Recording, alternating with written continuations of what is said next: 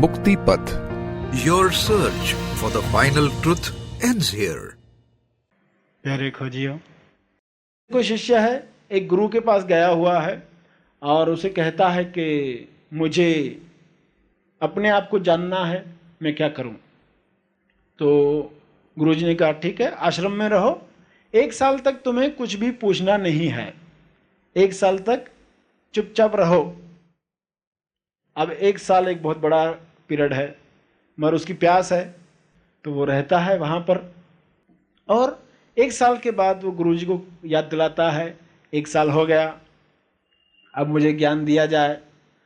तो गुरुजी क्या कहते हैं, देखो एक पर्सन है, उसके साथ तुम्हें कुश्ती करनी है। अखाड़ा बनाया गया क्योंकि गुरुजी जानते हैं कि ये पर्सन को कुश्ती आती है, जो आया है साधक शिष्य, इसको कुश्ती आती है, चैंपियन है उसमें। तो उसको जानबूझकर कहता है कि फला पर्सन से तुम्हारी कुश्ती करवाई जाएगी, जो हार गया उसको मौत की सजा, जो हार गया उसे मौत दी जाएगी। गुरुजी को यह भी मालूम है कि कुश्ती में यही जीतने वाला है क्योंकि वो चैंपियन है, मगर फिर भी गुरुजी क्या कहता है कि तुम लड़ो, जो हार जाएगा उसको मौत की सजा। अब ये जो पर्सन है बड़ी दुविधा में है, कुश्ती तो शुरू हो गई है मगर मन में है कि अगर मैं उसे हरा देता हूं तो बेचारा मर जाएगा, तो चाहता नहीं है। तो जानबूझकर इस तरह कुश्ती कर रहा है ताकि वो हार भी न पाए सामने वाला, और इस तरह खेल रहा है ताकि वो खुद भी ना हार पाए, खुद भी ना, क्योंकि फिर नहीं तो उसकी मौत है। अब ये कुश्ती चल रही है, घंटों चलती रही, शाम होने को आ गई। तो गुरुजी ने उनको रोका और उसे कहा कि तुमने आज की कुश्ती में 4 सबक सीखे हैं। 4 सबक। उसको आश्चर्य हुआ क्योंकि जब वो कुश्ती में था तो पूरा खोया हुआ था ना उसके अंदर। गुरुजी ने बताया तुमने 4 सबक आज सीखे। एक सबक तुम पहले सीख चुके हो। पहला सबक क्या सीख चुका था वो? धीरज का। 1 साल वो रहा, 1 साल तक शांत से वेट करता रहा कि कब मुझे ज्ञान मिलेगा। तो ये पहला लेसन था उसके लिए, क्योंकि ये जो पीरियड है लोग नहीं निकाल पाते। बोर्डम का जो पीरियड है, जब कुछ भी नहीं हो रहा हो, इंसान कहता है अरे खुशी नहीं तो कम से कम दुख ही तो हो, दुख ही चलेगा मगर कुछ तो हो जीवन में, एक्साइटमेंट तो हो, कुछ तो उत्तेजना हो, कुछ तो अलग हो रहा हो। कुछ भी नहीं हो रहा हो तो ये मन को बहुत अखरता है। मन चाहता है या तो दुख में रहे या सुख में रहे, या प्रेम में रहे या नफरत में रहे, क्रोध में रहे, चलेगा, मगर कुछ तो एक्साइटमेंट हो। ये बीच का पीरियड है, ना दुख है ना सुख है, इसमें बड़ा बोर होता है। तो फिर जैसे ही बोर होता है तो वो कुछ तो तैयारी करता है, चलो कोई पार्टी बनाते, चलो कुछ तो करते हैं। ये बोर्डम सहा नहीं जाता, मगर जो कुछ भी होता है इस बोर्डम के पीरियड में होता है। वो गुरुजी जानते थे उस पीरियड से उसको निकलना जरूरी है। बोर्डम से सब भागते हैं, कोई बोर होना नहीं चाहता दुनिया का कोई इंसान, कुछ तो एक्साइटमेंट चाहिए। तो फिर पहला सबक कहा कि धीरज का है। जैसे ही धीरज बढ़ता है तो फिर असली चीज जो है उसके प्रकट होने को चांस मिलती है। वरना जैसे ही हम थोड़ा भी बोर हुए तो चिल्लाने लगते हैं, चिड़चिड़ करने लगते हैं। बोर्डम हमसे सही नहीं जाती है। एक सास और बहू के बीच में वार्तालाप चल रहा है। बहू जो आई है नई नई कहती है सास को, मैं हमेशा तुम्हारे चरणों में रहूंगी, तुम अगर कुर्सी पर बैठोगी तो मैं स्टूल पर बैठूंगी, तुमसे नीचे ही बैठूंगी। सास खुश है मगर फिर भी जरा टेस्ट करना चाहती है, कहती है मैं स्टूल पर बैठ गई तो तुम क्या करोगी? तो वो कहती है तो फिर मैं चौकी पर बैठूंगी। वो उससे भी छोटी होती है, चौकी पर बैठूंगी। फिर सास कहती मैं चौकी पर बैठ गई तो कहती मैं जमीन पर बैठूंगी। तो कहती मैं जमीन पर बैठ गई तो कहती मैं खड्डा खोद के उसके अंदर बैठूंगी। फिर सास कहती अगर मैं खड्डे में बैठ गई तो उसको बड़ा गुस्सा आ जाता, तब तक फिर मैं खड्डा बंद कर दूंगी। अब इतना उसको धीरज नहीं है क्योंकि ये तो बोलते ही जा रही है, फिर इसमें ऐसा किया तो फिर वैसा किया तो बड़ी परेशानी हो गई। दो बातें कोई ऐसा कर रहा है कि अगर हम बोर हो रहे तो रहा नहीं जाता, जल्दी से हम कुछ बोलना चाहते। जहां पे भी बातचीत चलती है देखो लोगों की, सामने वाला क्या कह रहा है, बोर हो रहे हैं तो जल्दी हम कुछ कहना चाहते हैं या वहां से भागना चाहते। बोर होना कोई भी नहीं चाहता। धीरज चाहिए, क्योंकि अपने आप को देख पाएंगे तब। जब बोर हो रहे तो कौन बोर हो रहा है, अंदर देखे जरा एग्जैक्टली कौन बोर हो रहा है, क्योंकि ये समय मुख्य है। वरना हम इन दो में डोलते रहेंगे जिंदगी भर, हार में, जीत में, अपमान में, सम्मान में, बीच में नहीं रह पाते। अपमान भी लोगों को चलता है मगर बोर नहीं होना चाहिए, कुछ तो जीवन में चलता रहे। तो पहला लेसन बताया धीरज का, तुम सीख चुके हो। दूसरा सबक क्या मिला, तुम्हारे अंदर जो करुणा थी, कंपैशन था, कि सामने वाला अगर हार गया तो उसको मौत मिलेगी। ये दूसरा लेसन है। जब हमारे मन में दूसरों के प्रति करुणा जागती है तो वो शैवाल जो है वो हटने लगता है, उसके अंदर जो चांद का प्रतिबिंब है वो सामने आने लगता है। ये दूसरा सबक था जो आज तुमने सीखा। तीसरा, तुम्हारे अंदर जो प्रार्थना चल रही थी कंटिन्यूस, तो पता नहीं उसको बेचारे को क्या होने वाला है, ऐसी अवस्था अचानक बनाई गई ना गुरु जी के द्वारा। क्यों, गुरु का काम कैसा होता है कि सामने वाला कैसा पर्सन है उसके हिसाब से उसको सिखाया जाए। तो अंदर से वो बेचारा प्रार्थना कर रहा है कि सामने वाले का भी नुकसान ना हो और मुझे भी ज्ञान मिल जाए। तो जब प्रार्थना उठती है जीवन में कि हमें ये ज्ञान मिले, ईश्वर जागृत हो, तो ये तीसरा लेसन हो जाता है जीवन का। और गुरुजी ने बताया कि फिर जो पूरी देर तुम लड़ते रहे, तुम्हारा पूरा मन एकाग्रित था उसी कुश्ती पर, न ज्यादा न कम। कैसा रहेगा वो पीरियड, मन की एकाग्रता कैसी होगी कि बिल्कुल ध्यान यहां वहां नहीं है, उसी बात पर है। ये एक बड़ा लेसन तुमने सीखा। सुबह से लेकर जो शाम तक कुश्ती चलती रही उसमें मन उसी पर लगा हुआ था, कहीं ज्यादा प्रहार नहीं कर दूं कि सामने वाला हार जाए, और कहीं सामने वाले को बड़ा प्रहार करने का मौका न मिले कि मैं हार जाऊं। कैसी होगी एकाग्रता। तो ये एक बड़ा लेसन तुमने सीखा। एकाग्रता का अर्थ ही क्या, एकाग्रता, एक को आगे लाना। एक, कोई भी एक, आपकी इंद्रियां कितनी है, 5 इंद्रियां है और छठा मन है। किसी भी एक पर काम करते हो जब, तो वो एक आगे है। जैसे अगर आपने कछुए को देखा हो, कछुआ जब सभी अंगों को अंदर कर लेता है तो उसका खोल बचता है, सिर्फ एक इंद्री को बाहर निकाले तो वो होती है एकाग्रता। कि सभी आंख बंद करके आपके चारों तरफ होने वाली आवाजों को सुने, अलग अलग आवाजों को, क्या क्या आवाजें चल रही है। तो फिर आपका मन एकाग्रत हो गया है कान के साथ, बाकी सब इंद्रियां बंद है, बाकी सब इंद्रियां बंद है, मन लगा हुआ है पूरी तरह से उस कान के साथ, बाकी कुछ भी नहीं।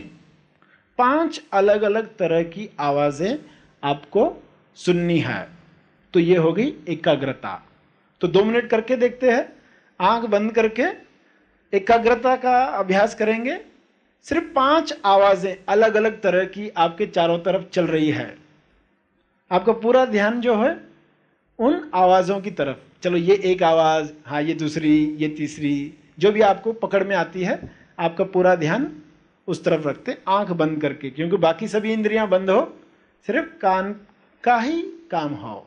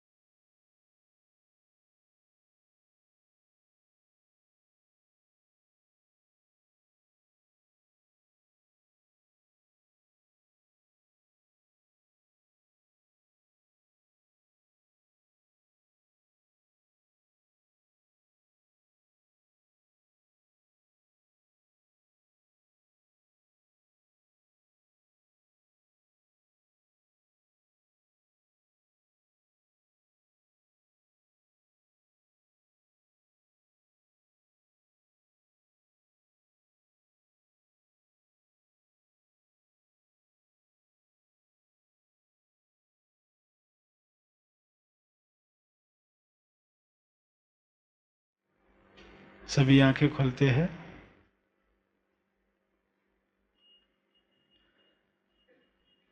वे लोग हाथ ऊपर करें जो 5 आवाजें सुन पाए, वे हाथ ऊपर करें।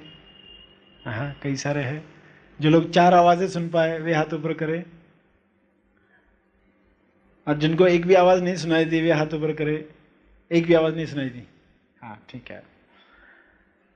तो देखा कि हर एक को अपनी स्टेज से आगे बढ़ना है। जिसको एक भी आवाज सुनाई नहीं दी वो एक आवाज सुन पाए, जिसको एक सुनाई दी वो 2 सुनने पर जाए, जिसको 2 सुनाई दी उसको 3 सुननी है, जिसको 5 सुनाई दी वो छठी के लिए काम करेगा। यानी ये है एकाग्रता का अभ्यास। धीरे धीरे आप देखोगे कि सूक्ष्म से सूक्ष्म आवाजें भी आपको पकड़ में आने लग जाएगी। तो ये मन को एकाग्रित करने का अभ्यास उस व्यक्ति के द्वारा हुआ।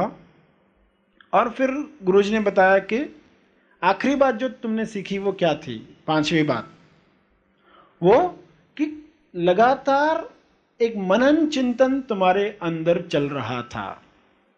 लगातार एक मनन चिंतन, यानी कि जीवन में जो चल रहा है उसका हम मनन चिंतन कर पाते हैं क्या? चिंतन मनन नहीं, चिंतन मनन अलग चीज है, मनन चिंतन अलग चीज है। चिंतन मनन होता है यानी क्या करते हैं हम? पहले कोई भी चीज के नेगेटिव एस्पेक्ट देखते हैं, नकारात्मक दृष्टिकोण रखते हैं। पहले इसमें नकारात्मक क्या है, गलत क्या है, और फिर हम देखते हैं पॉजिटिव। मगर पहले नकारात्मक देखा तो बाद में पॉजिटिव देखते तो वो पॉजिटिव लगता भी नहीं। लोग कहेंगे बगीचे में कितने कांटे हैं जरा गिन लेते हैं, और कांटे गिन लिए आपने अगर, और कांटे गिन लेने के बाद ये 2-4 फूल का क्या वैल्यू, तो उनकी वैल्यू भी खत्म, इतने सारे कांटे। मगर जो पहले फूल गिन लेता है उसके साथ क्या होता है? वो सुंदरता को देख लेने के बाद जब कांटे देखता है तो वो कहता है अरे इन कांटों का रोल होगा इस सुंदरता को बचाने के लिए। ये अब अलग ढंग से सोच पाएगा। तो जीवन में हम किस दृष्टिकोण से देख पाए कि मनन चिंतन कर पाए। मनन चिंतन एक अलग चीज है। जैसे एक तितली जब पैदा होती है तो वो खोल में होती है, एक ककून होता है, खोल होता है, उसको वो तोड़कर बाहर आती है। अब कोई पर्सन देख रहा है उसे, उसके अंदर, खोल के अंदर। अभी चिंतन मनन करने वाला होगा तो क्या कहेगा? कह रहे वो बेचारी फंसी हुई है, उसका खोल हम तोड़ देते हैं ताकि वो आसानी से बाहर आ पाए। ये खोल जो है रुकावट है, और वो खोल तोड़ देता है, तितली बाहर आ जाती है, मगर थोड़ी देर में मर जाती है। क्या हो गया? उसने तो सोचा कि उसकी मदद कर रहा है, मगर उल्टा हो गया। जब तितली अपनी ताकत से उस खोल को तोड़कर बाहर आती है तो उसके पंखों को ताकत मिलती है और बाद में वो उड़ पाती है, शहद इकट्ठा कर पाती है, जी पाती है। मगर वो इंसान उसको मदद करने गया और उल्टा हो गया। तो मनन चिंतन में ये क्यों है? उसका पॉजिटिव साइड क्या है? वो खोल के अंदर है तो ये खोल क्या कर रहा है? जीवन में तूफान आते हैं तो तूफान मदद करने के लिए आते।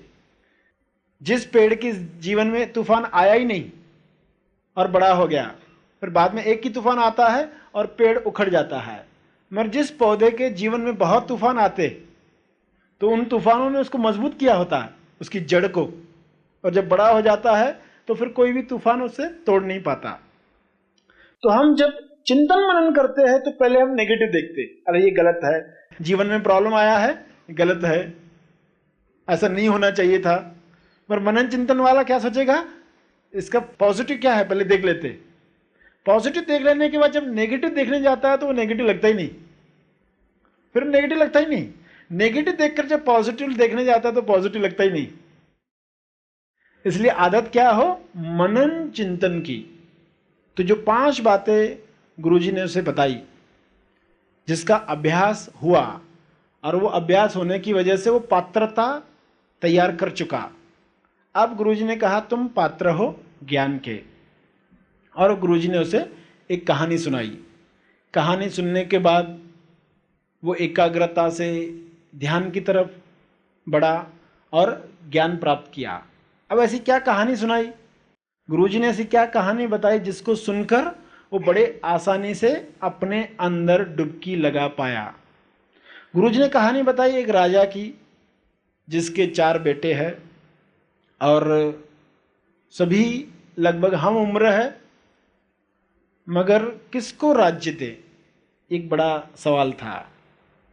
तो वजीर से बात हो गई और इस तरह डिसाइड हुआ कि जो 4 महल है राजा के, पुराने पूर्वजों के, उन महलों को भरना है। चारों राजकुमारों को बुलाया गया और कहा तुम महलों को भरो। 100 रुपए दिए गए सबको। ये 100 रुपए से कुछ ऐसा लाओ जिससे तुम अपना महल भर पाओ। अभी चारों राजकुमार जो है इस काम में लग गए। पहला जो था सोचा कि 100 रुपए से ऐसा क्या लाऊं, तो कबाड़ी के पास गया, दुनिया भर का कचरा लाकर महल में भर दिया। दूसरा जो था उसने सोचा 100 रुपए से क्या ला सकते हैं, वो जुआ खेलने गया जहाँ पर मैं कुछ कमाऊंगा, और बहुत कुछ वहाँ जीता भी और फर्नीचर उठाकर आके भर दिया, मगर फिर भी जगह खाली बची। तीसरा जो था वो फूल लेकर आया, इत्र लेकर आया, पूरे महल को फूलों से, इत्र से भर दिया ताकि पूरा महल सुगंध से भर जाए। चौथे राजकुमार ने क्या किया, जब राजा देखने को आया, वजीर देखने को आया, सभी ने बताया अपना अपना महल। पहले महल से तो दुर्गंध आ रही थी, दूर से ही वो लौट गए। दूसरे महल की तरफ गए तो वो तो आधा खाली था, आधा फर्नीचर से भरा हुआ था, बोले ये भी कामयाब नहीं हुआ। तीसरे को जब देखा कि सुगंध से भरा हुआ तो उनको लगा कि इसने कुछ ठीक काम किया है, कम से कम सुगंध से तो महल भर गया। चौथा जो था, चौथा अपनी महल की तरफ लेकर गया। उसने कहा कि हम रात में वहाँ चलेंगे, दोपहर में नहीं, रात में वहाँ चलेंगे। रात में लेकर गया वहाँ। पहले तो उसने 100 रुपये लौटा दिए, ये 100 रुपये वापस। अब ये महल कैसे भरा है उसने बताया। महल तो पूरा अंधेरे से भरा हुआ था उस वक्त जब वो लेकर गया। राजकुमार महल के अंदर गया और थोड़ी देर के बाद ऐसा हुआ कि पूरा महल प्रकाश से भर गया। राजा को आश्चर्य हुआ, प्रकाश कहाँ से आ गया। सब अंदर गए, उन्होंने देखा कि उस महल की हर ईंट से प्रकाश आ रहा था, हर ईंट से, और वो राजकुमार महल के बीचों बीच बैठा हुआ था।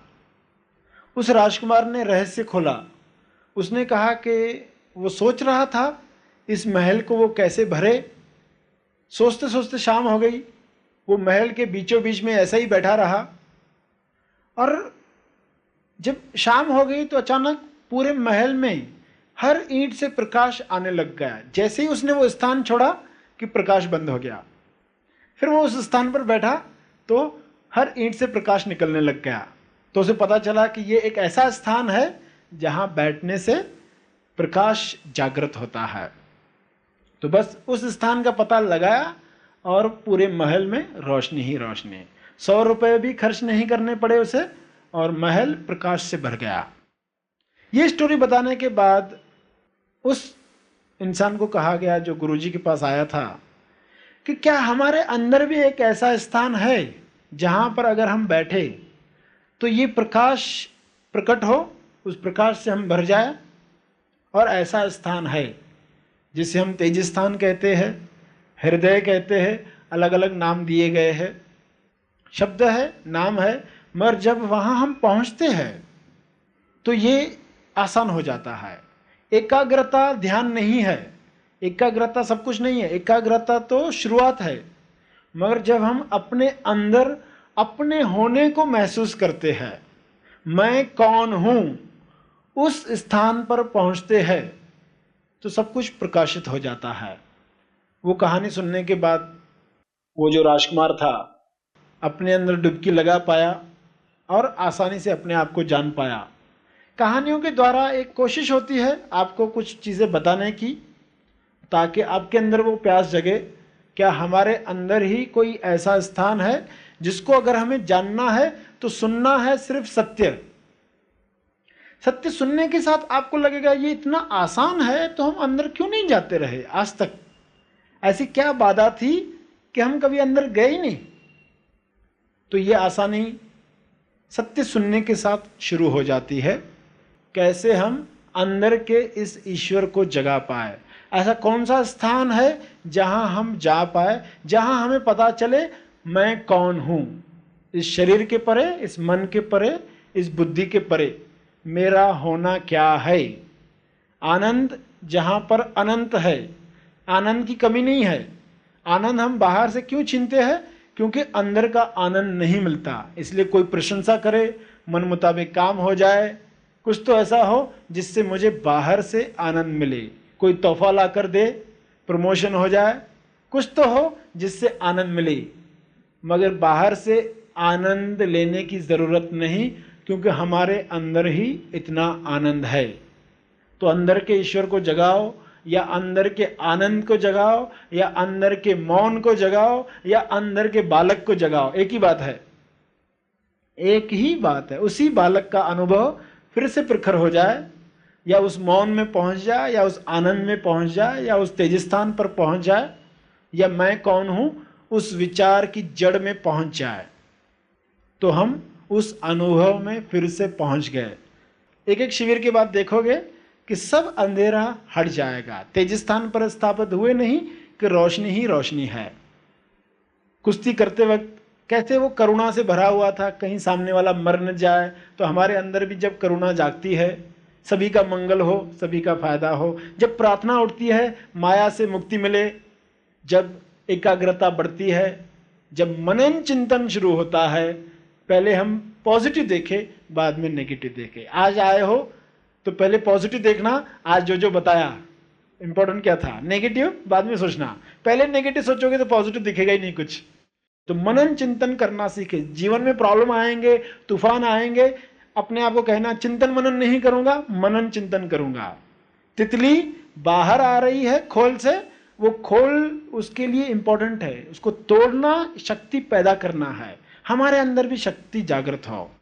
सेवा का मौका दिया, यहाँ पर आए, ध्यान से सुनते रहे, इसके लिए आपका बहुत बहुत धन्यवाद। Happy thoughts.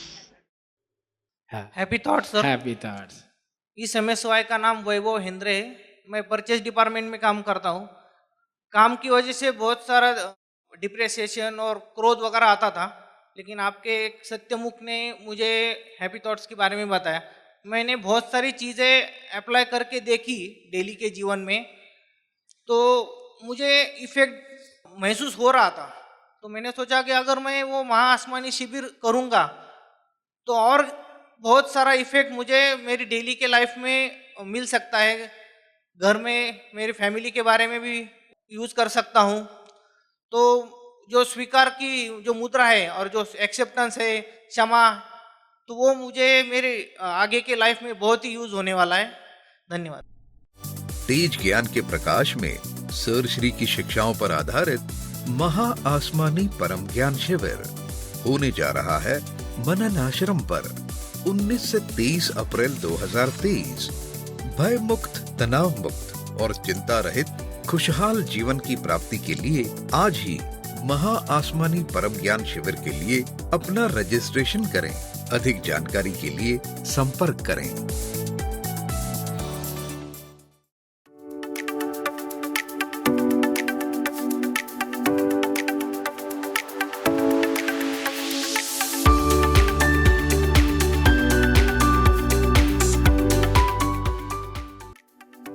इस वीडियो को लाइक और शेयर जरूर करें। साथ ही अपने अभिप्राय हमें कमेंट करके जरूर बताएं। हैप्पी थॉट्स तेज ज्ञान चैनल और सर श्री तेज ज्ञान चैनल को आज ही सब्सक्राइब करें और लेटेस्ट अपडेट्स सबसे पहले पाने के लिए बेल आइकन को दबाएं। धन्यवाद।